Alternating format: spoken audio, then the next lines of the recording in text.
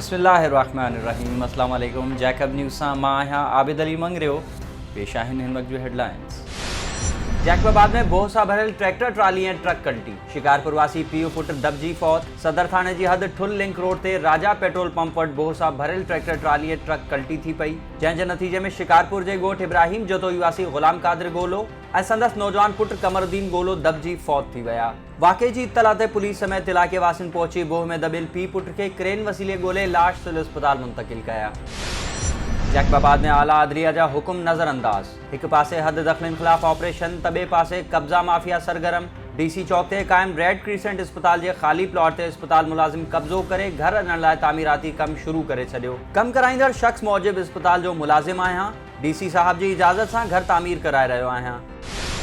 Video Chandio भरिसां police ऐं traffic अहलकारनि जे मुबैना तशद्दुद में नौजवान फौत। वारिसनि पारां लाश रखी धरणो। मधेजी शहर जे हयात शाह मोहल्ला वासी फौती नौजवान जे वारिसनि आबिद उर्स मोर ऐं राजा जतोई क़ौमी शाहराह लाड़काणो कंबर रोड ते लाश रखी एहतजाज कंदे दाहियो आहे त सुबुह जे वक़्त असां ट्रैक्टर में सिरूं भरे बीड़ो चांडियो खां लाड़काणो वञी रहिया हुआसीं त मियां शाल मोहम्मद पुलिस चौकी वटि पुलिस अहलकारनि ऐं ट्रैफ़िक अहलकारनि रोके भत्ते जी घुर कई। इनकार करण ते अहलकारनि 18 वरनि जे नौजवान तनवीर जतोई खे ट्रैक्टर तां लाहे तशद्दुद करे क़त्ल कयो आहे। IG सिंध, DIG लाड़काणो ऐं SSP कंबर शहदाद कोट खे अपील आहे त क़त्ल ऐं भत्तेखोरी में मुलविस पुलिस ऐं ट्रैफ़िक अहलकारनि ख़िलाफ़ केस दाख़िल करे इंसाफ़ फ़राहम कयो वञे। गड़ियसन में पीरसन जो पुट जी बाज़ियाबी लाइ एहतजाज। 6 साल अॻु अगवा थी वियल नीगर हाफ़िज़ अल्ताफ़ खोसो जी बाज़ियाबी लाइ संदसि पीउ हबीबुल्ला खोसो एहतजाज कंदे दायो आहे त पुट खे अगवा थिए 6 साल गुज़री विया आहिनि, पर पुलिस जवाबदारनि खे गिरफ़्तार करण लाइ तयार न आहे। आला अख़्तियारनि खां मुतालबो आहे त पुट खे बाज़ियाब करायो वञे।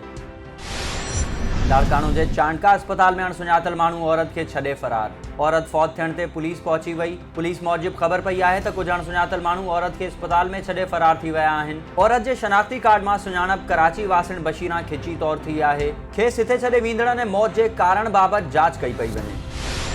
घोटकी भरिसां कार जो ट्रॉलर सां टक्कर। इस्लामाबाद वासी फौत। सखर मुल्तान M5 मोटरवे ते कार जो ट्रॉलर सां ज़ोरदार टक्कर थी पियो। नतीजे में इस्लामाबाद वासी अब्बास उर्फ तकफूर शेख मौके ते ई फौत थी वियो। हादसे सबब कार मुकम्मल तौर तबाह थी वई। वाक़े बाद मोटरवे पुलिस ऐं मक़ामी माण्हुनि फौती जो लाश गाॾी मां कढी सिविल अस्पताल मुंतक़िल कयो, जिते ज़रूरी कार्रवाई बाद लाश मुर्दा खाने में रखियो वियो। अस्पताल इंतज़ामिया मूजिब फौती जे वारिसनि जे अचण बाद लाश संदन हवाले कयो वेंदो।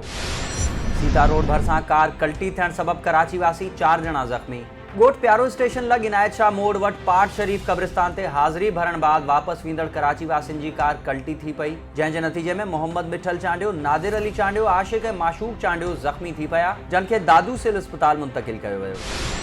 कनकोट में सब्ज़ोई महर तकरार तां फायरिंग। महर बिरादरी जी हिकु औरत समेत 2 ॼणा ज़ख़्मी। दुरानी महर वारे इलाइक़े में सब्ज़ोई ऐं महर बिरादरी में हलंदड़ खूनी तकरार तां सब्ज़ोई बिरादरी जे हथियारबंदनि पारां ॻोठ न वेंदड़ मोटरसाइकिल सवार गुलशेर बहार ऐं औरत मीरज़ादी मथां फायरिंग कई वई, जंहिं सबबु हू सख़्तु ज़ख़्मी थी पिया, जिन खे ॻणती जोगी हालत में अस्पताल मुंतक़िल कयो वियो। होॾां पुलिस वाक़े जो केस दाख़िल करे छॾियो आहे, जॾहिं त का गिरफ़्तारी अमल में न अची सघी आहे।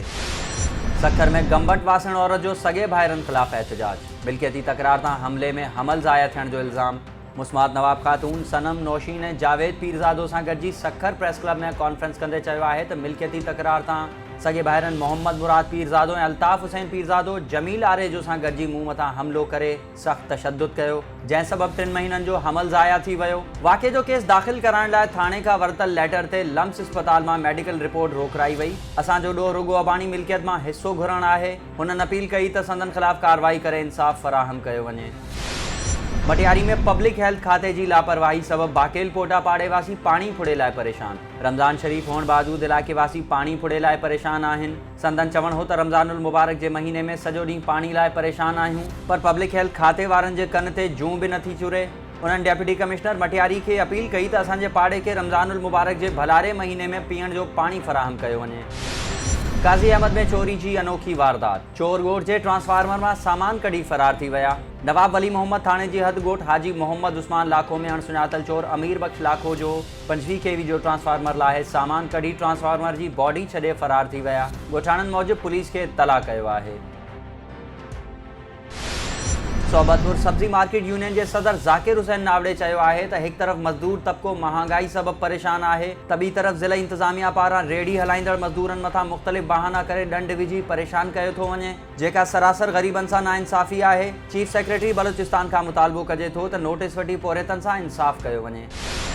भेरिया रोड में एसी पारां एसओपीज़ ऐं रेट लिस्ट ते अमल न कंदड़नि मथां दंड। असिस्टेंट कमिश्नर शाहिद हुसैन सरकी भेरिया रोड में मुख़्तलिफ़ दुकाननि ते वञी एसओपीज़ ऐं रेट लिस्ट ते अमल न कंदड़ किरियाना, सब्जी ऐं गोश्त समेत मुख़्तलिफ़ दुकानदारनि माजिद किरियाना, इकबाल महर, शाहनवाज सांडियो ऐं ॿियनि मथां दंड हणंदे 5000 खां मथे जुर्मानो मौक़े ते ई वसूल कयो। ऐं घोटकी में दरगाह लालण साईं जो गादी नशीन फ़कीर सैयद वाली साईं 65 वरनि जी ॼमार में लाॾाणो करे वियो। गादी नशीन जी वफ़ात वारी इत्तला ते घोटकी ऐं भरपासे वारे इलाक़नि में सोग वारो माहौल थी वियो। महेसरो स्टाफ सोग में बंदि थी वियो।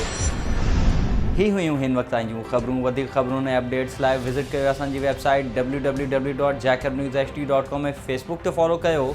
ॾिसंदा रहो जैकब न्यूज़, ख़बर खां हक़ीक़त ताईं।